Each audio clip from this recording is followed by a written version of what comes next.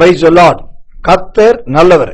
ஆண்டவராக இயேசுவின் நாமத்திலும் இயேசுவின் வல்லமை ஒளித்து சார்பிலும் உங்களை வாழ்த்துகிறேன். இயேசுவின் அழகும் ஆவிக்குரிய அர்த்தங்களும் என்ற நீண்ட நெடிய தொடர் செய்தியிலே இயேசுவின் வாழ்க்கையில் காணப்பட்ட சில பலவீனங்களை குறித்து பார்க்கிறோம். அந்த பலவீனங்கள் சில நேரத்தில் அன்புக்கும் பாசத்துக்கும் ஒப்பாகவும் சொல்லப்பட்டிருக்கிறது. யோவான் சுவிசேஷம் 3ஆம் அதிகாரம் 16வது வசனத்தை வாசித்தால், அவர் இவ்வளவாய் உலகத்தில் அன்பு கூர்ந்தார் என்று பார்க்கிறோம். அந்த அன்பு ஒரு இடத்தில் பாசமாய் வெளிப்படுகிறதை பார்க்கலாம். அப்படியானால் அந்த பாசம் எப்படிப்பட்டது? மார்க்கு சுவிசேஷத்தின் புஸ்தகம் 9ஆம் அதிகாரம் 36வது வசனம். ஒரு சிறு பிள்ளையை எடுத்து அதை அவர்கள் நடுவே நிறுத்தி அதை அணைத்து கொண்டு. இந்த வசனம் மிக தெளிவாய் அழகாய் சொல்லுகிறது. ஒரு சிறு பிள்ளையை அவர் தூக்கினார், அந்த பிள்ளை எடுத்துக்கொண்டு அணைத்து கொண்டார் என்று பார்க்கிறோம். இது எதை குறிக்கிறது? இயேசுவுக்கும் பாசம் இருக்கிறது, ஜனங்கள் மேலே, குழந்தைகள் மேலே பாசம் இருக்கிறது என்பது காண்பிக்கிறது. அப்படியானால் இயேசு காண்பித்த அந்த பாசம் எப்படிப்பட்டது? லூக்கா சுவிசேஷத்தின் புஸ்தகம் 18ஆம் அதிகாரம் 15வது வசனம் முதல் 18வது வசனம் வரைக்கும், மார்க்கு சுவிசேஷத்தின் புஸ்தகம் 9ஆம் அதிகாரம் 36வது வசனம், மார்க்கு சுவிசேஷம் 10ஆம் அதிகாரம் 16வது வசனம். இந்த வசனங்களை வாசித்து பார்த்தால் இயேசு பிள்ளைகளிடத்தில் காண்பித்த பாசத்தை குறித்து மிகவும் விவரமாய் சொல்லப்பட்டிருக்கிறது.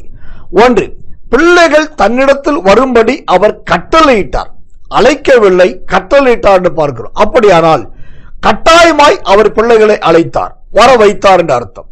இரண்டாவதாக, சிறு பிள்ளைகளுக்கு தன்னிடத்தில் அவர் இடம் கொடுத்தார். நான் ஆண்டவர், நான் கடவுள், நான் மனுஷகுமாரன், என் பக்கத்தில் வராதீர்கள் என்று அவர் சொல்லாமல் அந்த பிள்ளைகளை தன் பக்கத்தில் வருவதற்கு அவர் இடம் கொடுத்தார். மூன்றாவதாக, பிள்ளைகளுக்கான தடைகளை இல்லாமல் பண்ணினார். சீசர்கள் தடுத்தார்கள், ஆனால் இயேசுவோ தடைகளை மாற்றினார். எனக்கன்பானவர்களே, இதுதான் சீசர்களுக்கும் இயேசுவுக்கும் இருந்த முக்கியமான பெரிய வித்தியாசம். நம்முடைய ஆண்டவர் தடைகளை நீக்குகிற தேவன். அது மாத்திரமல்ல, நான்காவதாக மிக முக்கியமான ஒன்று, சிறு பிள்ளையை அவர் அணைத்து கொண்டார். அந்த அணைத்து கொண்டார் என்பது எதை குறிக்கிறது? அளவுக்கு கடந்ததான ஒரு பாசத்தை காண்பிக்கிறது. கர்த்தர் நல்லவர். அப்படிப்பட்ட ஒரு பாசமுள்ள தேவனை நாம் அடைந்திருக்கிறோம். இது எல்லாவற்றோட ஹைலைட் என்னவென்று சொன்னால், அவர் பிள்ளைகளை குறித்து பேசும்போது சொல்லுகிறார், பிள்ளைகளை தேவனுடைய ராஜ்யத்துக்கு ஒப்பிட்டு அவர் சொல்லுகிறார். ஒருவன் சிறு பிள்ளை போல் ஆகாவிட்டால் தேவனுடைய ராஜ்யத்தை அடைய மாட்டான். ஒரு குழந்தையும் பரலோகத்தையும் ஒன்றாய் இணைத்து பார்க்கிற தேவனாய் நம்முடைய தேவன் தான்.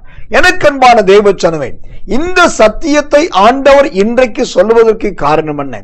இந்த கடைசி காலத்துல பல இடங்களிலே சிறு பிள்ளைகள், குழந்தைகள் பல தவறான காரியங்களுக்கு பயன்படுத்தப்படுகிறார்கள். பிச்சை எடுப்பதற்கு, கொடுமைப்படுத்தப்படுவதற்கு, வீட்டு வேலைகளுக்கு, அடிமைத்தனத்துக்கு பயன்படுத்தப்படுகிறார்கள். ஆனால் தேவ பிள்ளைகளாகிய நீங்களும் நானும் என்ன செய்ய வேண்டும்?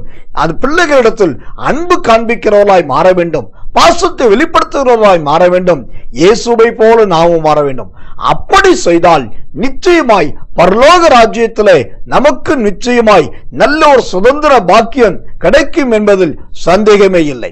கர்த்தர் நல்லவர். இது இயேசுவின் வாழ்க்கையிலே ஒரு பலவீனம் என்று சொன்னேன். இது எப்படி பலவீனப்பட்டது என்று நீங்கள் கேட்கலாம். அவர் கர்த்தர், அவர் கடவுள், அவர் ஆண்டவர், அவ்வளவு பெரிய ஆண்டவர் ஒரு குழந்தையை தூக்கி வைக்கிறார் என்று சொன்னால் அது நிச்சயம் பலவீனம்தான் என்று வேத பண்டிதர்கள் சொல்லுகிறார்கள். ஆனால் அந்த பலவீனத்தை அவர் பலவீனமாய் காண்பிக்காமல் அன்பாய் காண்பித்தார், அன்பாய் வெளிப்படுத்தினார், பாசமாய் பிரதிபலித்தார். இதுதான் இயேசுவின் நல்ல சுபாவம். இந்த சுபாவமும் இந்த குணமும் உங்களுக்குள்ளும் வரட்டும். கர்த்தர் இந்த கிருபைகளை உங்களுக்கு கொடுப்பாராக. கர்த்தர் அல்லவே. ஒரு முக்கியமான, அதே சமயத்தில் சவால் நிறைந்த ஒரு அழகான வசனத்தை வாசித்து நாம் ஜெபிப்போம். 3 யோவான் புஸ்தகம் 4வது வசனம்.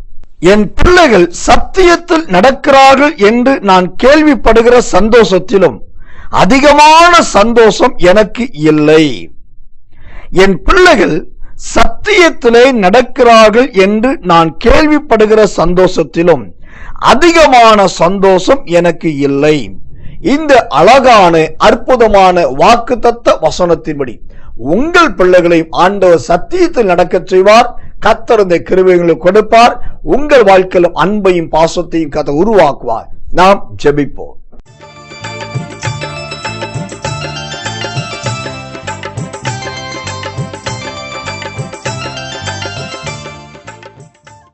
எங்கள் அன்புள்ள நல்ல பரமபிதாவை, நல்ல அற்புதமான இந்த நேரத்திலே இதோ இந்த ஊழியக்காரனாகிய நான் என் அன்பு சகோதர சகோதரிகளை ஆசீர்வதித்து நான் ஜெபிக்கிறேன். நீர் இந்த பூமியில் இருக்கும்போது பாசம் மிகுந்தவராய் இருந்திருந்தும் அந்த பாசத்தை சிறு பிள்ளைகளிடத்தில் காண்பித்தீர் என்று நாங்கள் பார்க்கிறோம்.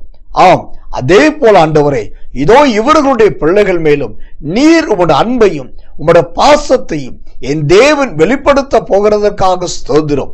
அது நிமித்தம் இவர்களுடைய பிள்ளைகள் பூமியில விசேஷமானவர்களாய், உயர்ந்த இடத்தில் வாசம் பண்ணுகிறவர்களாய், அன்று பெரிய பிரபல்யமான தலைவர்களாய், தேசத்தின் அதிபதிகளாய், தேவனுடைய ராஜ்யத்தை கட்டுகிறவர்களாய், கர்த்தருடைய நாமத்துக்கு சாட்சிகளாய் இவர்கள் பிள்ளைகள் அன்று சிறியோரும் அன்று வயதுக்கு வந்தவர்களும் கூட அப்படி மாறப்போகிறதுக்காக ஸ்தோத்திரம். குழந்தைகள் மாத்திரமல்ல, படிக்கிற பிள்ளைகள் முதல் வாலிப பிள்ளைகள் வரைக்கும் எல்லாரையும் உம்முடைய ஆளுகைக்குள்ளும் உம்முடைய கிருபைக்குள் ஒப்பு கொடுக்கிறோம் ஆண்டவரே.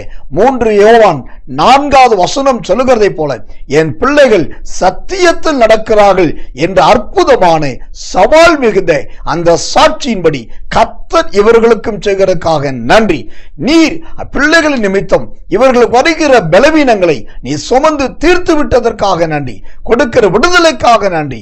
இன்று முதல் தேவ கிருபையும் தேவ தயவும் இவர்களோடும் பிள்ளைகளோடு கூட இருப்பதாக இயேசுவின் நாமத்தில் ஜெபிக்கிறோம் நல்ல பிதாவே. ஆமென், ஆமென், ஆமென். Our address: Reverend SSK Samuel, Jesus Power Ministries, Ramasamy Raja Nagar, Virudhunagar District, Pin code 626204, Tamil Nadu, India.